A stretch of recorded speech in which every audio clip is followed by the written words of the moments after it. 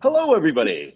You're here live for the green room. We're going to be talking to our guests and actually asking where they're coming in from. And of course, what are they talking about today in less than 30 seconds each. So we'll start with our guests in reverse order, as we always do, and we'll work our way backward. So we'll start with Sarah. Sarah Dalton, where are you coming in from? What are you talking about today?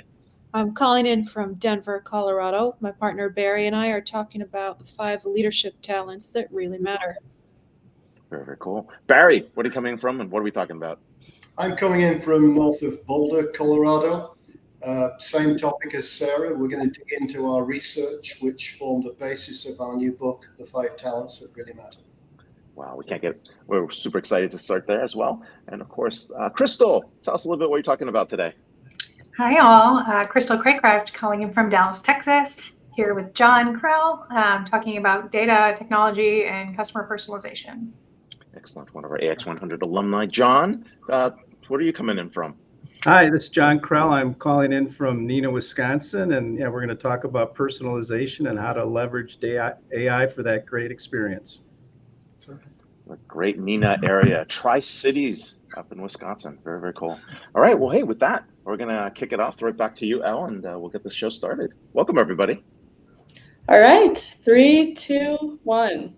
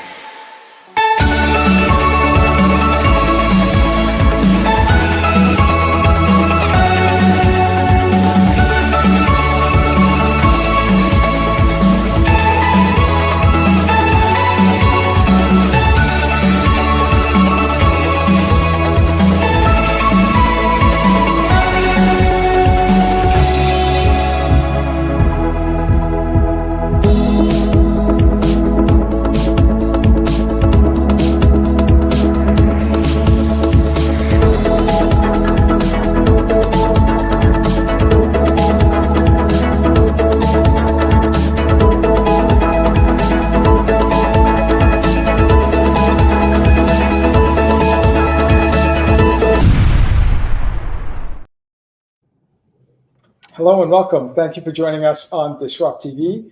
My name is Vala Afshar. I'm the Chief Digital Evangelist at Salesforce and your co-host for the next hour. We welcome you to follow us on X at DisrupTV Show. Send Ray, myself, our distinguished guests your questions, and we'll do our best to answer them live.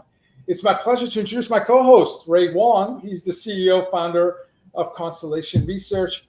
He's the best-selling author of Everybody Wants to Rule the World. I see Ray on TV every day. He's on Fox Business, Yahoo Finance, Bloomberg, CNBC. In my opinion, he's one of the top futurists to follow on X at RWANG0. Welcome, Ray Wang, to DisrupTV. Hey, thanks a lot. I'm here with Vala Afshar, of course, my awesome co-founder, and of course, the Chief Digital Evangelist for Salesforce. He's also the author of multiple books, including Boundless, A New Mindset for Unlimited Business Success, and of course, a #1 seller on Amazon with his co-author, Henry King. Executives around the world pay attention to every one of his inspirational and insightful tweets when he's not hosting, keynoting, or leading events at Salesforce, and he was everywhere at Dreamforce this year. He's on TV outlets like Bloomberg and ABC, and of course, you can find some inspirational posts from him on ZDNet, but it's not about us. It's always about our amazing guests, and who do we have to kick it off today? We have 2 incredible executives from Jewelers Mutual Group. We have John Kreul, Chief Information Digital Officer at Jewelers Mutual Group, and Krystle Craycraft, Senior Vice President of Marketing Digital Business at Jewelers Mutual. John assumed the role of Chief Information Officer at Jewelers Mutual's Group in November of 2021. A veteran executive, John leads and oversees the vision, strategy, operations of the organization's technology group. Prior to Jewelers Mutual, John was the Vice President of Supply Chain at Amcor and was Vice Information Officer for Bemis Company and held CIO and technology leadership positions at small companies like PepsiCo and Quaker Oats. Welcome, John. Small companies. Yeah. Welcome, John, to DisrupTV. Krystle joined the leadership team of Jewelers Mutual's Group as Senior Vice President of Marketing and Digital in August of 2021 and has been passionately transitioning the company to a progressive frontrunner in the jewelry and insurance industry since her arrival. In her role, Krystle leads the organization's marketing, creative, customer experience, and digital teams. These are important roles, as well as personal insurance and protection plan businesses. Prior to Jewelers Mutual, Krystle was head of marketing at Brinks Home and drove digital transformation and e-commerce growth efforts with several other organizations, including Neiman Marcus and J. Crew. I love both places. Welcome, Krystle, to DisrupTV. Thank you. Thank you for both. Hey, we're really excited to have you here. I was just in New York City along with Vala. I'm walking through the Diamond District on 47th Street, and I'm like, just everything was actually Jewelers Mutual. Like literally everybody would make you an offer. Don't tell people how much I bought there, but you know, the point being is there's a lot of transactions going on, and of course it all ended up with you guys. Share with us a little bit, just a perspective on the business. I think a lot of folks may not know what you do. It's a very amazing business model, and of course, why the customer experience is important. So John, Krystle, one of you guys start by telling us about the business model, what's there, and then we'll jump into talking about where technology plays a role to making things a lot more easier in that experience. Why don't you jump in, Krystle? I'll handle the tech side of that. Perfect. So Jewelers Mutual, probably many people have never even heard of, but we're 111 years old and going on 112, which is pretty amazing. In terms of what we do, it's quite vast, actually. Within the jewelry industry, you'd be hard-pressed to meet someone who does not know who we are and what we do. But kind of on the consumer landscape, we're certainly less well-known. So we do everything from commercial insurance. So a lot of, think of independent jewelry stores, larger chain jewelry stores, actually protecting their stores and everything in them, providing protection services to keep them safe and their businesses safe. We have personal lines insurance, so actual consumers. All of us here have jewelry. Ray, sounds like you have a lot. You need to come to us and get some increases on your policy. I might be your customer. I might not. Yes. I can't disclose. So. Hopefully, you've already added that all to your existing policy. But personal jewelry insurance is so important. A lot of people don't realize that their traditional homeowners or renters insurance do not cover jewelry or only cover it up to a certain limit. So we really lean into helping people understand that and making sure they realize to put their jewelry and keep it safe on a separate policy.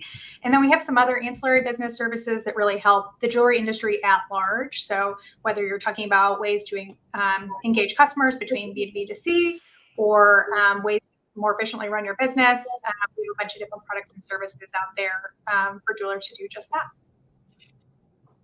John, your thoughts on both of you joined in 2021. And so at that time, you've got a 108-year-old company that's recruiting you, and you've got like this incredible digital pioneer in Krystle, and you're running, information technology in some of the largest companies on earth. How did this 108-year-old company, what did they say to recruit you both? I mean, it's kind of cool to hear you're united to transform the business.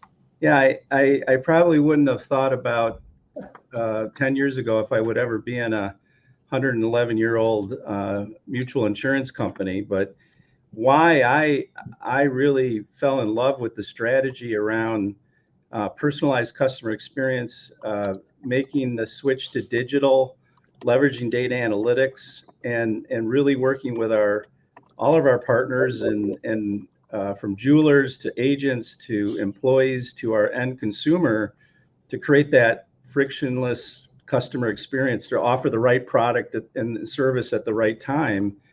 And it's we just love to experiment, try new things, and it's been a big cultural shift to really change that mindset to really think about digital and experiences and change and grow and learn. And it's just a wonderful company to be part of.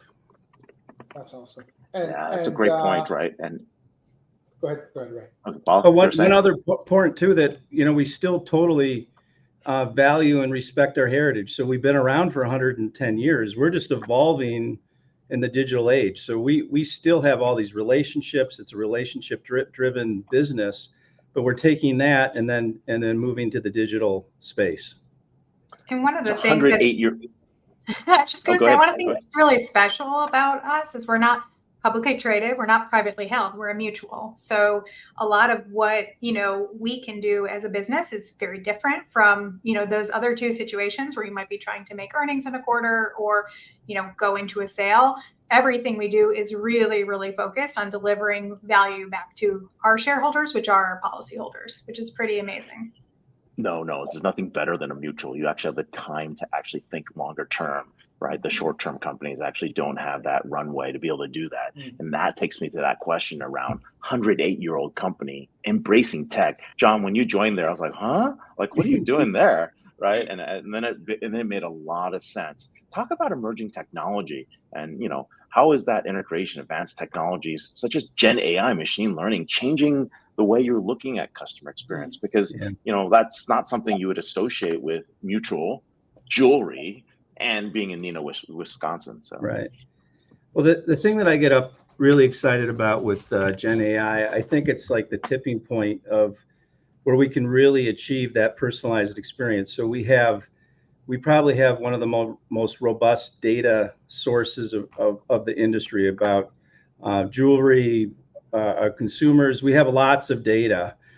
We have lots of data analytics, and now we can take the generative AI and create the models to really drive that true personalization. So we want to embed AI in our data models as close to the customer as possible, so that we can make create personalized experiences and make very rapid, hyper fast decisions to really create that great experience. So we feel it's like, hey, it's really going to enable our core strategy of our company. That's terrific. And as I look over your shoulder, John, and I see a picture of that beautiful baby, it reminds me, stunningly beautiful baby. It reminds me that, that baby and Crystal perhaps are digital natives. The rest of us are digital immigrants. We weren't. I applied for a green card and they didn't. Yeah, well, no. I'm just saying we weren't born mobile. We weren't born social. Only the baby and Crystal are digital natives. So thank you. So how do you market to a generation that considers this their remote control for life and work? They're mobile. Ray doesn't. He has 3 of them, and he doesn't leave anywhere without them. So tell us in terms of how you walk into an established Centurion company and you talk to them about analytics and generative AI and mobile and social and cloud, and I just want to hear consensus building and then transforming at the speed of need, which is what your clients are expecting from you. Yeah, it's such a great point, because really our focus from day one here is always meeting the customer where they are. And for a long, long time, we did that in a one-to-one way via more traditional methods. And so for us, it's really, how do we bring that in today's day and age? For us, especially on the consumer side, we know that, again, like category awareness is pretty low. People think, oh, I'm already covered through my homeowner's insurance or my renter's insurance, and that's just not the case. So we really had to lean in from a marketing perspective for, where are our customers? And the reality is a lot of these customers are on their phones. How do we create a place where they can learn about the category, learn about us? And interestingly, in our category, I would say when you look at our competitive set, there's just no one who competes, especially with this kind of digital native audience. Our younger customers, who we would call like our bridal persona, one of the primary reasons they choose us is that we've been around for 111 years, which actually as a marketer, I always thought that was super valuable. I can't pay to have a 111-year-old history, right? That's just something that's truly authentic to who we are. But customers, regardless of age group, really, really value that. And it allows us to earn trust a lot faster, get people to engage with content, whether we're talking about, in social channels. We create a lot of video content, social content, and content on our site to help people understand the value of it, how to get it, and that it really can be very easy.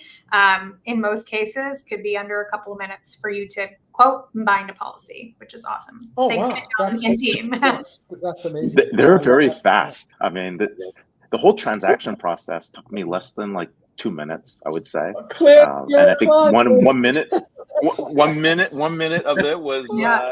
just the guy fumbling around with the tech, but that's a whole different story, which is fine, but it's 2 minutes. I remember in the old days they broke out the paper, right? They were writing physical policies. Did they send those things back to you? I mean, that's crazy. So They still do. but, we still have jewelers who do. We will take them any way you want to send them, but we do also have a lot of other ways. Well, these guys had off of that process. I third was going to generation. say that we constantly challenge how do we make it easier and frictionless, and even challenge the 2 minutes. And what questions don't we have to ask because we have the data, the intelligence to make it. I always say the best question asked is the one we didn't need to ask because we already knew, and it's really critical. Yeah.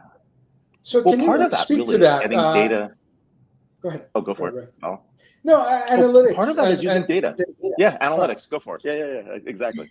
Yeah, just if you can give us some examples of how it sounds like you've built your anticipatory muscles at your company where you anticipate what your clients need. And I suspect, and having a 21-year-old and an 18-year-old daughter, and I'm not saying this to dunk on that generation, I wonder if they even think about insuring their valuable property. So I suspect whether you're engaging with them on social or any channel, part of it is educational content that says, hey, be smart and protect your assets. And again, I'm sure my daughters are very smart in doing all of that.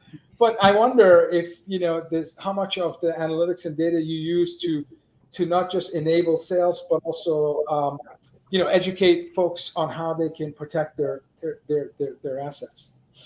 Yeah. Just in terms of kind of how, like I said, we have a lot of education, upfront education. We know it's a longer lead pipeline for us, just because people don't even always recognize the need. It's in a lot of cases, you might be picking up that engagement ring from the jeweler, and it's just a small mention from the jeweler of, this is the most expensive thing you've probably ever purchased. You might want to make sure it's protected. And someone's like, oh yeah, how do I do that? And so that's actually one scenario that is something that we've actively solved for, and we're continuing to iterate on, is how do we make it really easy for, the jeweler who's saying that to a customer, or even the customer who's about to leave a store, to get protected before they even walk out the door. And that goes back to what John was saying. We're constantly trying to figure out how can we make this so frictionless that customers can kind of get it and understand the need. And then it's our job really to continue to build on kind of what the value prop is from there, why you should continue to keep it beyond just walking out the door and maybe only having it for a period of time and assuming your homeowners will cover it longer term. Makes sense. And John, you mentioned the word personalization. Can you give us a sense of what combination of technologies are part of your tech stack, to ensure that the person feels like it's a one-to-one engagement when they're working with you? Yeah, our web and mobile experiences uses real-time analytics and data models and AI to take all the information that Krystle's gathered through the marketing and the education process and learning about that customer. And as they come in and look for information and quotes, we use our personalization to provide the right products and services for what they're looking for. So we might have a portfolio of products and services, but we just present what they really need. Okay. And that is a key component of personalization for us. And the benefits of it is that you're finding better retention, better advocacy in terms of your loyal customers, giving you a high net promoter score and recommending to family and friends to do business with you. What are some of the business benefits that you see as you continue to personalize and essentially operate your business like surgeons with high precision? Yeah. For sure, for us, some of the core KPIs we look at are just conversion. Like, let's just start there. Okay, right. Are we making it easy enough for them to understand, get a quote, understand what's included, what's not included, and bind that policy? For sure, if that's easy, great. We're starting off on the right foot. I think probably in terms of NPS scores, I'm always hesitant to say them because even myself, I feel like they're too good to be true, but it's pretty amazing. Anything positive is amazing, actually, Well, yeah, we're around, depending on when we're reading it, we're in the high 80s to low 90s. So we have very, very high customer satisfaction. Wow. For those of you listening, like Harley Davidson at one point had like high 70s. and these are folks that tattoo Harley Davidson on their arm. So like that's the level of loyalty. So when you're talking 80, 90s, you have customers for life. Yeah, that's yeah. We look at lifetime value. That is a very key component of us. We think about, the ecosystem of jewelers, consumers, agents, and we really want to make sure we're creating that ecosystem to create that lifetime value for our customers. That's unbelievable. That's awesome.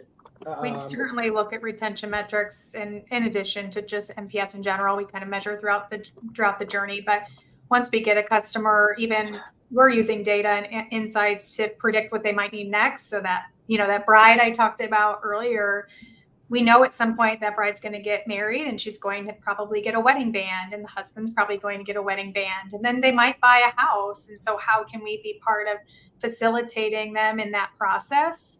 Because we've already earned their trust to protect what's probably most important to them in the world at that time from a material goods perspective. Sure. So how can we kind of anticipate what those needs will be as we kind of continue to build on a relationship with them? So your mindset is not transactional in nature. You have a journey map of your clients with all the milestones, including birth of a beautiful baby, like the picture behind John. So that's stunning. That's amazing. So that is personalization for life. Go ahead, Ray. That's really well. The other aspect of it, right, is some, as you mentioned earlier, some of your clients want choice, right? They might not want to fill that out, and maybe you get a better OCR system for your fax. I mean, so right, you get that on the back and you digitize their piece for them, depending how they want to engage with you. How do you determine what's that right mix, and how do you actually help your clients transition to all these different types of models? Well, I think the way I kind of think about that, Ray, is that we want to meet the customer the way they want to interact. So we have all kinds of different customers with different needs, and we have mobile experiences, we have web experiences, we have integrations directly with our jewelers, we have a customer care call center, and we want to create that frictionless experience across all of those channels, and we want to make sure that experience is at the level where they just want to keep using either the digital or the mobile. But we're going to make sure that we got to listen to our customers, and what do our customers want? That's where we need to go. If you look at like the next generation of engagement rings purchasers, they're going to be younger and they're going to want to be more digital. But we still have customers that are going to want different experiences, and we got to create value and really understand them too. It's really important. I mean, the first time I met you, I remember we were sitting in Schaumburg looking at a whole bunch of POS devices for Pepsi Americas, right? I mean, you were trying to figure out what was going to be the right one for a driver, what was the right one for the stores, how you get the data and the information capture. I mean, you've been looking at all this stuff for quite some time. When you think about that future of technology and really to support Krystle and other folks on the team to support the mission of the organization, right? What is that future role of technology and data? Where does it come together? Do you see that as something that you double down on investment, or something that just happens, or you build that into the culture? What are the steps people should be doing? Yeah, I think technology is going to keep advancing and changing, and it's going to be faster and faster. So that's a given. So the way I look at the role of the future technologist, it's going to be a person that knows how things work, or the business very deep, technology, data. And to me, in the future, you won't be able to tell if Krystle's in a technology group or me, and we're going to be intertwined, and we're going to be working together as one to figure out what our customers' needs. And I think the technologists will need to really think about how things work and creating value for our customers. They're going to need to build new capabilities. We're going to need to figure out how to keep this all running, which I think is becoming even more challenging with all the connectivity and the services that we buy. In my 30 years, the last year has been one of the most challenging to kind of make it all work with all the operational resiliency things that we've seen in our environment. And then we got to keep it all protected and protect the brand and reputation. We've got a 111-year brand and reputation that we got to protect. We have to do that all together as technologists, and the only way we're going to do it is Krystle and I, for example, teaming up and figuring it out together.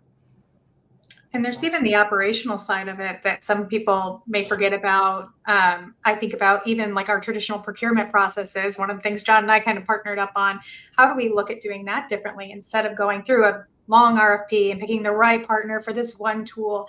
How do we really embrace kind of that test and learn mindset, get a small integration going, see how it works, and then decide how we want to go from there? It just allows us to move a little bit quicker and apply new technologies into our ecosystem faster to really understand, is it something that's even viable for us, or, should we kind of look somewhere else? So there's just kind of across the board a lot of different ways to look at kind of the changing landscape.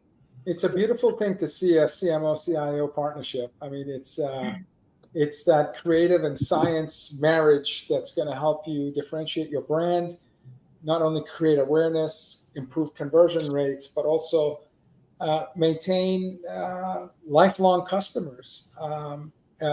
Your Net Promoter Score is stunning. So you're doing something, a bunch of extraordinary things. You can't get to that outcome without attention to detail and excellence, execution excellence. So congratulations. And we got great employees that care and that make that happen. It's, at the foundation of all of this is culture and our team, and we have a wonderful team here at Jewelers Mutual. That's the ultimate. John Krystle, great leadership. Great leadership here. This is really what it is. We're with John Kreul, Chief Information Digital Officer at Jewelers Mutual Group, and Krystle Craycraft, Senior Vice President Marketing and Digital Business at Jewelers Mutual Group. Thank you so much for being on the show, and of course, being part of the Constellation Executive Network. So happy to have you here, and of course, catch us at CCE. If you want to come, let me know. I'll send you invites, and of course, we'll see you October 28th to 31st if you guys can make it. So very, very cool. Thank you very much. Thank you. So much. Happy Friday. 111-year-old company and transforming. That's awesome. Crazy. And I hope gotta love it. I hope, Ray, when I called you a digital immigrant, you don't mind. I mean, you have the best hair in the industry, but you weren't born mobile, social, and in the cloud. So I thought I wasn't. I need a green card, remember? I need a green card, man. I need a green card to get there. Okay. So. Last year, we had an incredible number of fantastic authors and best-selling authors and big thinkers, and no exception in our next segment. Barry Conchie is founder and president of Conchie Associates. Sarah Dalton is partner at Conchie Associates. They are authors of The 5 Talents That Really Matter: How Great Leaders Drive Extraordinary Performance. Barry is an expert in psychometric talent assessment, leadership research and development, team building, and succession planning. Barry consults with company boards, CEOs, leadership teams of leading organizations across the globe. Sarah does the same. Sarah is a partner at Conchie Associates. She's uniquely positioned to provide leaders and teams with the tools to evaluate their effectiveness and develop their leadership strengths. Again, both are co-authors of a book that I believe came out last month, The 5 Talents That Really Matter, and we're excited to learn from you both. Welcome, Barry and Sarah, to DisrupTV. Thank you, you two. Good to be here. And just so you know, Vala, we founded our company 113 years ago. Yeah, it was Barry's great granddad. Actually, Doing fine. That's awesome. That's awesome.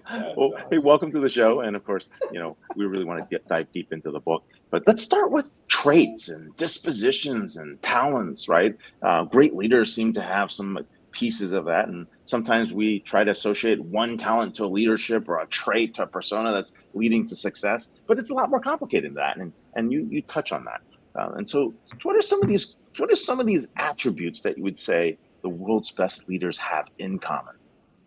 I think before we even answer that, it's important that we get clear about the definition for talent and why we focus on traits, characteristics, dispositions. The idea is that there are enduring qualities that are wired into who people are and how they think that are massively predictive of how they'll behave in particular roles. So our company is we're in the prediction business. We specialize in measuring innate talents and making predictions about which candidates can deliver the highest levels of performance in a role. And when we're doing research to build the assessments that do this, again, the question we're trying to answer is what traits and characteristics, what talents differentiate the very best performers from everybody else. So if we just focus on leaders and the kind of research that we did to build our executive leadership assessment, we found these brilliant leaders excelled in 5 areas. And the first one was around setting direction. Now, a focus on short-term tasks and goals is important, right? But superior leaders are much more thoughtful about the ways that long-term value is created and how they can inspire their followers with a vision for a more positive future state. The second talent of really high-performing leaders is around how they harness all of the drive and energy in their organization. They've got to set very high standards for themselves and other people. And there are different ways that you might do that. Another talent of really effective leaders is about the ways that they might exert pressure on their organization. So rather than seeking to compromise and make everybody happy, sometimes they've got to break through some significant resistance, change people's minds, get them to do the right thing. The fourth talent that we look at is around building what we call building connectivity. And this is just the realization that relationships and organizations are incredibly important. And the stronger relationships that we build, the more we reinforce the kind of social network between people, things happen easier, right? And if we look at the different ways leaders set direction in a business, I talked about that as the first talent. The last one that we measure is around what we call controlling traffic. And this is the way that you manage execution in the business. So we know we've got to set a strategy, but part of the components in that is thinking through the systems and processes that need to be in place so that things happen the way that we expect, right? So within each of those 5 areas, when you study really high-performing leaders, there are 2 things that you learn really quickly. One is that they won't excel in all 5 of those. No one's brilliant at every single area. And then the second thing is there are 5 broad areas that leaders, high-performing leaders need to be effective in, but they won't all do it the same way, right? People won't influence. They won't build relationships in exactly the same way. There's no single path that really high-performing leaders take to achieve the success that they do. And I'll just pause there. So it's better than astrology. We've got to predict and do better than that, as you guys coin, and it's kind of what you guys talk about. Barry, share with us a little bit about that, right? I mean, what are you seeing patterns? Are these new patterns that have emerged that look differently, and that's how you led to these 5 traits? So, well, we started with a sharp focus on performance. And if you think about it, it's easy to say we want high-performing leaders, but what does that really mean? And we identified 3 very explicit criteria. The first was being number 1 in an organization in 3 independent measures of effectiveness. And that could be around revenue, margin, it could be around innovation, it could be around efficiency. But we wanted leaders to study who were number 1 in at least 3 independent measures. The second is we know that leaders in the short term can get great results by bullying people, by threatening them. We didn't want that, and we thought that an employee engagement metric was a good antidote to that. So the second criteria was being in the top quartile of a credible measure of employee engagement, because if you've got really high engagement scores and people are telling the truth, then you're probably achieving performance the right way. And then the final characteristic, which was the most difficult one to achieve, was achieving the first 2 for 3 consecutive years. Because anybody can dial a good performance in 1 year, but we wanted to know leaders who could ride the ups and downs of the business cycle. Ray, you've been a very, very frequent contributor to financial programs on television. These are the questions that you get asked all the time, right? And pretty much lots of companies ride the sawtooth. And it irritates people like you for very, very good reason. Well, it irritates us too. So when we're studying leaders, we want to know the ones who can deliver it through the downturn. So those were the 3 criteria we established. And then when you take a hard-nosed look at leaders through those 3 lenses, a lot of people fall away. And the people that fall away are very good people. They're very nice people. They can do a good job for a company. they just can't deliver top performance. So our relentless focus was on that top group. And those 5 talents were what we found when we studied people who qualified against those 3 criteria. So when I hear the word prediction, I think you must have an algorithm. You just shared some of the elements of your algorithm in terms of excellence in the domain expertise, like being number 1 across 3 categories, sustained excellence, character. These are the, and I don't know, is it a weighted sum algorithm where there's higher emphasis applied to these components that you look at? Where does it, where do you get it wrong? Is there one area that you really have to, I don't know why we have an echo. I'm hearing it. Yeah, we have a little echo. I don't know why. But anyway, and I'll leave myself after I speak. Is there one area, is there one of the 5 talents or one of the 3 components of the algorithm that you share that you need to get right in order for the succession plan or the promotion plan to be well executed? Well, let me fill the gap between the 5 talents and the algorithm first, because in order to get a picture of the 5 talents, we have to assess people. And that assessment is an online assessment where people take a bunch of questions and the algorithm works within the assessment.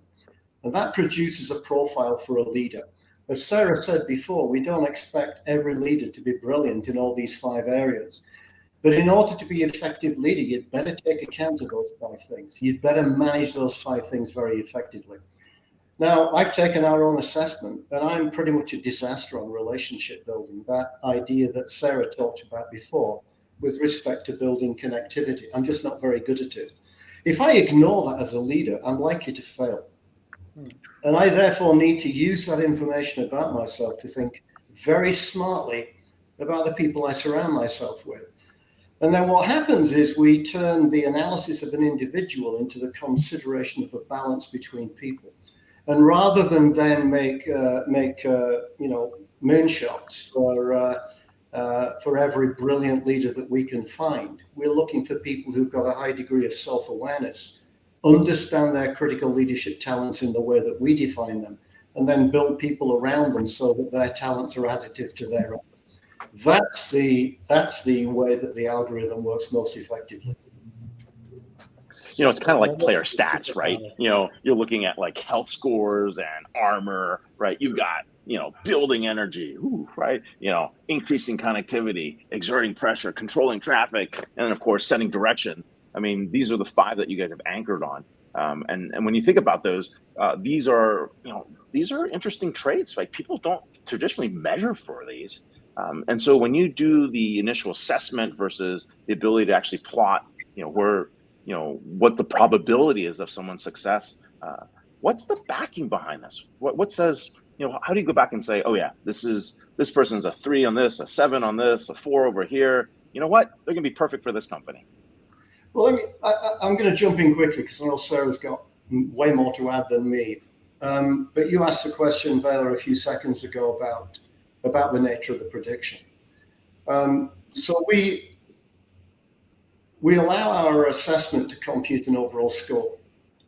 And the overall score creates, for us, an index of leadership strength. Now, we can dig into the profile to find out the respective balance of those characteristics that we're measuring. But the most important thing is the overall score.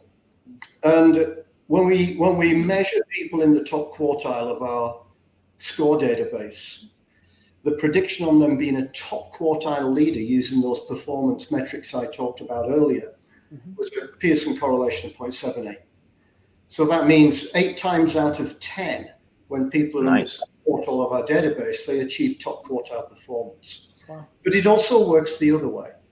So when we find people in the bottom quartile of our scoring database, their chance of being a top performing leader is 1 in 10. So we see 0.9 negative correlation to their chances of being the same top quartile leader as someone who scores in the top quartile of our database. And this is over 58,000 C-suite executives in our database who are holding significant leadership positions around the world. So when we talk about predictions, to answer your question, Vala, that's exactly what we mean. We can be very precise. Now, here's the problem.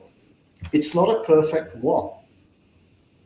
It's a 0.78 and it's a 0.9. Yeah. So we do get it wrong occasionally, but we get it wrong in statistically measurable ways. And the fact that we get it wrong tells us that the prediction works. That's awesome. And you guys basically say, you know, don't treat leadership as one trick tool, right? Don't listen to Jack Welch, right? There's some interesting things that you guys put in the book. I like Jack Welch, but okay, I get it. No, I totally understand. But Sarah, when you look at those things and you go back and you have that database that actually helps you understand where this all fits, why is this a constellation of talents? I like that word constellation, but why is that the constellation of talents for you guys? The idea is that, again, there's no single trait that's going to predict leadership effectiveness, right? So it's not as simple as saying that leaders just need to have this one thing if they're going to be good in the role. And it's also, you know, it's funny, if you look on LinkedIn or if you look at a lot of the writing on leadership and what drives more effective leadership, I think we make this mistake of telling people that if you just adopt a whole set of these skills, and we might list 15 or 20 of them, then that's going to lead to effective leadership. And I think that's fooling people as well. It's not helpful, right? So the idea with this constellation of talents is that if you really want to predict for more effective leadership, you look at enduring traits in people that don't tend to change that much over time. It's why our predictions are as effective as they are. We look at stable traits that are highly resistant to change. And that might annoy some people because they tend to look at the deficits on their own profiles and say, well, maybe I could just get a little bit better in that area. But we try and flip people's focus to the natural talents that they have, because that's going to say way more about who they are and the potential that they have to be brilliant in specific roles. But again, it's not just a single talent. It's usually a constellation or a product of many. And what we do is we measure those. We figure out what talents really make the difference and try and help people discover those in themselves. You know, when I think of, I was thinking about leaders that I admired throughout my 30-year career. And the person I admire most in the beginning of my career, who I found was an incredibly strong leader based on just the outcomes we achieved and my own career trajectory, building energy, exerting pressure. This person was a D1 champion wrestler, military background, just get shit done, work hard, and I will reward you, and let's go. You know, I mean, we would go through a wall for him. And we knew the first one through the ball is usually the most bloody, but we didn't care. Like that was that. Now I look at my latter part of my career and the person I admire most, and it's controlling traffic, increasing connectivity, and so I think he's the best person that I've worked for. So do these talents, is there a certain level of elasticity in terms of when they matter most, based on the size of the team you're leading or the industry you're in or where you are in your career, or all five equal weight no matter what time, no matter where you are? I don't even know if my question was clear. I just have two different leaders that I admire, and they have two different sets of talents in the five that you mentioned. You have a bipolar disorder, dude. That's really what's going on. Yeah. I think I need less energy and exerting pressure in my life, and I need more of the co-creation, collaboration, traffic control. But again, that could just be me. What do you guys say? You can never have too many talents? There you go. Well, that's where it gets fun, because I think your intuition is already telling you the right answer, and that is that some capabilities play out better in some circumstances rather than others. So I'll just use a very obvious example, and that is it probably takes a different set of talents to turn a failing business around than it does to optimize a positive business to excellence. Wartime, peacetime. Right? Yeah. I've been in both. I mean, it still requires a balance. I mean, one of the criticisms I have of too many leaders in too many organizations is that their action orientation trumps everything. They're so determined to roll their sleeves up and get stuff done, which might work in a narrow range of circumstances.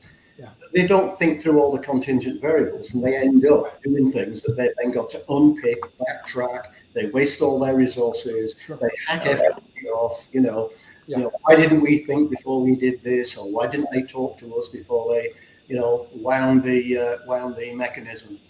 And therefore, what we try to do in our consulting business is apply some intelligence to the data that we provide.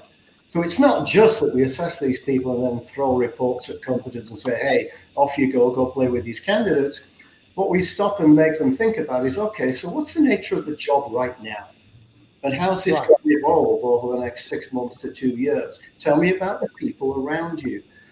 Talk about the product life cycle. Talk about the strategic frame in which you think and in which you act. All of these things are massively important, and they might lead us to turn around and say, you got two leaders here, very different from each other. Both of them fantastically capable. Let me tell you why this one's a better fit than this one. Yeah, that's right. That's what I was trying to get. That's the experience you're talking about, Vala. But it might be that you were just remarkably insightful around the leaders that you've just talked about. In most cases, people aren't that insightful about the leaders around them. And in fact, too many leaders, we feel, aren't sufficiently insightful about themselves. They don't know the things that they're brilliant at.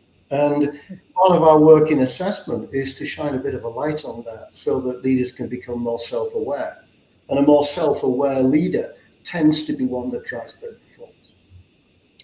We talked about dynamic leadership in 2017 and really talking about, people having different types of traits, right? Someone being really decisive, making big decisions. On the other hand, someone very pensive and thoughtful about their decisions, right? And all these things could be true inside folks. It's that notion of dynamic leadership that's out there. When you think about this and all the traits that are out there, are there situations where someone should just not be a leader? Like they take the assessment and you're just like, this person's going to be a crappy CEO. Like, dude, don't be a CEO, be a COO. Don't be a CEO, go frontline and just run sales and be happy. Don't manage people. Go be that single contributor. Like, do you ever tell people that as they're going through your assessment tools? Yeah. And that was absolutely the goal in writing this book and opening up our executive leadership assessment to a broader audience where people reading that can go through it themselves and get a more realistic picture of the talents that they have and whether the aspirations that they have are really realistic. We're trying to stop people who don't have the kind of talent to really excel in those roles from continuing to push and put themselves in situations where they can't actually be as successful as they think they might be. We're setting people up for failure if we continue to promote people into leadership roles where they can't be successful. I have a scenario I want to share. I work for a large company, 75,000 people, and my first 8 years there, we had mandatory annual training, corporate certification training on our messaging. So any of us can give a presentation about who we are, what we do, why we do it. About 20-page presentation, mandatory. And it would be a committee of people, and somebody would be assigned a moderator, and you'd have to present random slides, and you would get a pass or fail. 8 years. This year, we recorded a 5-minute video, submitted to a language model, and through RAG techniques and trust layer and how it was actually a small language model, not a large, but enough for us to get graded. So I was the most nervous because in the past 8 years, my friends would pass me. and now it's 5 minutes. And there was a rubric, like you have to mention your core values. There has to be a customer case. You have to mention our key products. There was a guidance in terms of what the narrative should be. But again, I was nervous. I'm like, I'm the chief evangelist. What if I fail this thing? It's an algorithm. It doesn't know me. But it made me think, my son is 14. He's going to go to grad school. Again, I'm an immigrant, so I automatically assume he's going to go to a grad school. Going to grad school. So, yeah, he's going to grad school. So I think in 10 years, he's going to enter the workforce around 24. I think if he's working for a digital native company, like my company, his manager might be an algorithm. For tactical work, entry-level work, highly deterministic, highly, very, narrow decision logic that governs your work for the first 1 or 2 years. Can you take these 5 talents? Can you take your algorithm? Can you feed it into a model where we will have agent managers 5-10 years from now, who are going to guide new hires, what conferences they go, what TED Talks they watch, who they meet within the company, how do they grow their skills, what are their career aspirations, things that, frankly, human managers are failing at massively. And I'm saying, generally speaking, we have some exceptional managers. But can your book in 5 to 10 years be part of agentic AI manager for entry-level workforce and really teach you what great leadership looks like and groom you so that you can build some of these 5 talents along the way? Sorry for a long-winded question, but I wish my kids could work for managers that have these 5 talents and these skills that you're hoping to build in us. Do you see that a possibility, or am I just completely daydreaming? No, I mean, I definitely want some of what you've been drinking this morning. Because so no digital managers, not going to happen. I just feel that No. Need it. better person, regardless of whether I'll be a good leader. But let me start at the beginning. So you did a 5-minute video, and it was pushed through some machine learning. I hope your small language model was well taught. It was. Garbage in, garbage out. Yeah, totally. Right. Totally. Yeah. It's perfectly feasible that the content we've developed around these 5 talents could be digitized and could be transformed into a model that would enable us to make better choices for leaders rather than allowing their deficiencies to make bad choices themselves. And that could be tailored, I think, to be a really effective guide to the way that leaders work. Drifting from your strategic, operational, tactical direction can easily be measured. Energy can easily be measured. Easy. Engagement can easily be measured. I think. I mean, I don't mean easily as it. I just think that you could, as a programmer, first 10 years of my, I can see this. Tightly governed. Well, you can feel the strength of the resistance we're showing you against your idea, right? Yeah. But no, from our perspective, I'll tell you where we're thinking right now. We're not using AI in the human analysis section yet. We're not ready. We've got to build our own learning model. We've got to build our own environment. We have that on the agenda. The 2 areas where we're spending a lot of our time right now is in improving analysis. So, we deal in human response, and we're using AI in order to develop our effectiveness in terms of our analytical capabilities, the numbers behind the system, the fundamental algorithm on which this whole thing is based. And the second is contextual advice and guidance. So, we're at the point now where even at a rudimentary level, before we put a huge amount of investment in this, we can tailor advice based on the variables that we've measured to the specific needs of leaders.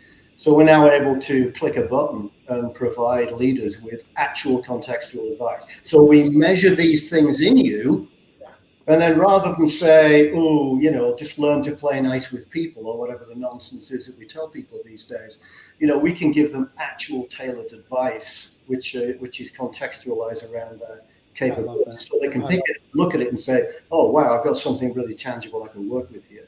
Because if there's one reason why 80% of managers shouldn't be in manager positions, I just want to put some data on your comment earlier, Vala. It's 80% of managers that shouldn't be managing people. One of the main reasons why they fail is that they're unable to give feedback to the direct reports. Effective feedback. And that feedback, so the military has the operating model called SUDA. You mentioned like sensing signals. Yep. The SUDA model is sense, understand, decide, and act. And the SUDA model is constant, and the delta T between sensing and acting is converging to 0 because they're using the SUDA model to build military weapons, and it's life and death. And the white paper written by the general was called Decision Dominance, where it's now machine-operated SUDA. So I want a manager to sense that I'm not committed to my work or I'm a flight risk. And I want them to understand and decide and act before it's too late. And when Accenture has 775,000 employees. 775. Imagine career pathing, imagine developing, imagine setting direction and all of the 5 talents that are needed. For just one company that's 800,000 strong.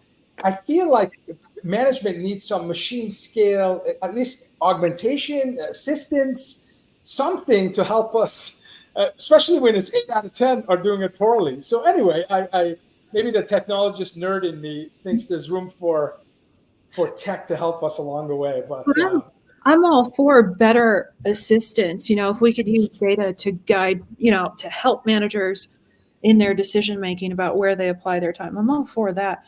But there's a lot more that we can do to get the selection decisions right about who should really be in those roles, right? So it's that's our primary focus. We can select for the talents that do drive more effective frontline managers. Companies are doing a terrible job with that right now. Yeah. Well, if your book ever turns into an AI agent, I'll buy it.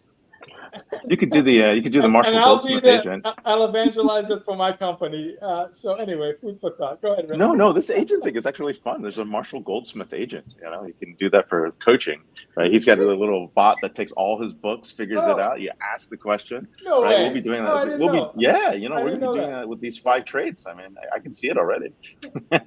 It's gonna be the future. So you guys definitely have it. Hey, thank you so much for being on the show. We're with Barry, Conchie, Sarah Dalton, co-authors of the 5 Talents That Really Matter: How Great Leaders Drive Extraordinary Performance. You can get their book on Amazon and, of course, where other books are sold. Thanks for being on the show. Thank you both. Thank you. Cheers. Happy Friday. So back to the two of us. Maybe we'll catch them in the green room. It's the most expensive thing the most expensive decision in terms of cost of decision is putting the wrong people in leadership roles. Oh yeah, it's brutal. And having people who shouldn't be in a position that they're uncomfortable with or never will be good at. So I think succession planning and promotion into leadership is the most important job of business leaders. And sometimes people have these, don't ever promote jerks or don't promote mean people, but they make it too vague, it's not scientific, it's not data driven, certainly doesn't look at a multidimensional talent paradigm. So it's a book that any book that speaks to how to better promote people into leadership should be like mandatory. It should actually be like mandatory college curriculum. Like it should just be look, you're all going to have managers. Here's what a good manager looks like. Here's what a good leader looks like. So you should learn about it. Like instead of making prerequisite, whatever it is, writing, it should be writing in the context of how to be better business leaders. Something that I think my kids could benefit from. 2 of them are in college now. It would be great if they're taking courses on business management and leadership. Yours is at one of the top schools in the world, so I'm sure he's getting that type of. Yeah, we'll see. We'll see if they do that. But hey, what's coming up next week? What do we got? Okay, next week is episode 377. We're crawling our way to 380 and soon 400 by early next year. George Matthew, Managing Director at Insight Partners. Ooh, there's so many investments into AI. This is that'll be a great conversation. That'll be a great conversation. Laura Ortiz-Barsonen, Barasoen, CEO of Redpoint. Barasoen, yes. And William Uri, author of Possible: How We Survive, and Thrive in an Age of Conflict. Wow. Okay. Again, we try to get at least one author or authors on every episode, and I think we're going to shatter our 70 author record of last year, which means Ray and I are going to have plenty of conflict picking the top 10. It's going to be tough. This is going to be tough when we pick the top 10 authors. I don't know how we end up with 10. Maybe it should have been top 50. Yeah, I don't know. In the last 9 years, the only time Ray and I have had, if we were in a room, maybe we'd be throwing things, was debating on our top 10. And we couldn't agree. So we went to top 15. So anyway, I suspect we're going to have the same spirited debate this year. Some great books this year, including the one we just talked about. Okay. All right. Well, Ray, final thoughts? Comments? Yeah, you know what? We just came back from our AI forum and in New York City. Glad to have you there, Val, as part of that. And what we did is we learned a lot from half of the chief AI officers in the world were actually in that room, which is pretty cool. And we got to get their insights as to where AI was headed, what was working, and what data strategies are out there. We also have our Constellation Connected Enterprise event coming October 28th to the 31st at Half Moon Bay. We're looking forward to that. There's some amazing keynote speakers. Some have been on the show, Guy Kawasaki, Casa Korzos, and of course, Rita McGrath. So very fun lineup, and there's some more surprises coming forward. So with that, it's Friday. Let's go. Thank you for watching. If it's Friday, it's Disrupt TV. We look forward to seeing you next week. And we'll Bye. see all the authors in the green room. See you guys. See you guys in the back. Bye.